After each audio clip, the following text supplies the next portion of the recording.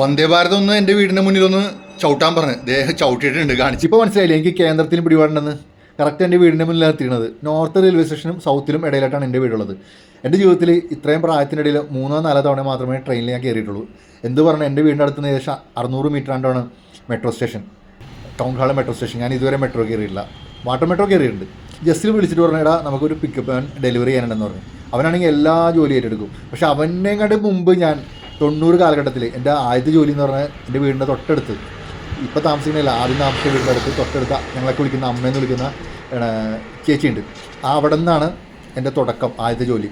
അവിടെ പാല് കുപ്പിയിൽ, പൊട്ടണ കുപ്പി ഉണ്ടല്ലോ, കുപ്പിയിൽ ഇങ്ങനെ സപ്ലൈ ചെയ്യാൻ എന്നെ വിടും പല വീടുകളിലും. അന്ന് എനിക്ക് 10 രൂപയാണ്, വല്ലപ്പോഴും എനിക്ക് 10 രൂപ വരും. ചെറിയ പ്രായമുണ്ടാ. അന്ന് ഇങ്ങോട്ട് തുടങ്ങിയിട്ട് ചെയ്യാത്ത ജോലികൾ, ഡെക്കറേഷൻ്റെ പണി, അതുകൂടാതെ തന്നെ ഉണക്കമീൻ കച്ചവടം, ഉണക്കച്ചിമീൻ കച്ചവടം, അങ്ങനെ പാക്കറ്റ് ചെമ്മീനൊക്കെ ഉണ്ടല്ലോ, അതൊക്കെ കൊണ്ട് നടന്ന് വിൽക്കുക. അങ്ങനെ ഏറ്റെടുക്കാത്ത പണികളൊന്നുമില്ല. ഡെക്കറേഷൻ്റെ പണിയാണെങ്കിൽ വിവിധ സ്ഥലങ്ങളിൽ പോയിട്ട് ഞാൻ ജോലി ചെയ്തിട്ടുണ്ട്.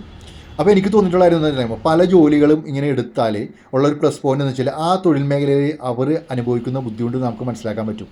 ഇപ്പോൾ തന്നെ ഈ ഡെലിവറി എടുക്കാൻ വേണ്ടി പോയ വണ്ടി രാത്രി കൊല്ലത്തുനിന്ന് ഞങ്ങൾ വണ്ടി ഓടിച്ചാണ് വന്നത്. അപ്പോൾ റോട്ടിലുണ്ടാകുന്ന ബുദ്ധിമുട്ടുകൾ, തട്ടാതെ മുട്ടാതെയൊക്കെ ഇവിടെ എത്തിക്കണമല്ല, അപ്പോൾ അതിൻ്റെ പ്രയാസങ്ങൾ അതൊക്കെ മനസ്സിലാക്കാൻ പറ്റി. ഞാൻ പൊതുവേ റോട്ടിലിറങ്ങിയ വലിയ വാഹനങ്ങൾക്ക് സാധാരണ ഒരു ബഹുമാനം കൊടുക്കുന്നതാണ്. കാരണം അവരെ കയറ്റിവിടാൻ കൂടുതൽ ശ്രമിക്കാറുണ്ട്.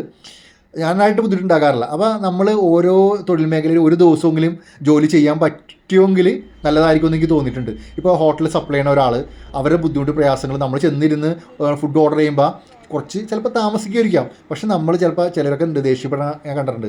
പക്ഷെ അവരുടെ പ്രയാസങ്ങളും അവരുടെ ബുദ്ധിമുട്ടും അതൊക്കെ മനസ്സിലാക്കാൻ പറ്റുള്ളൂ.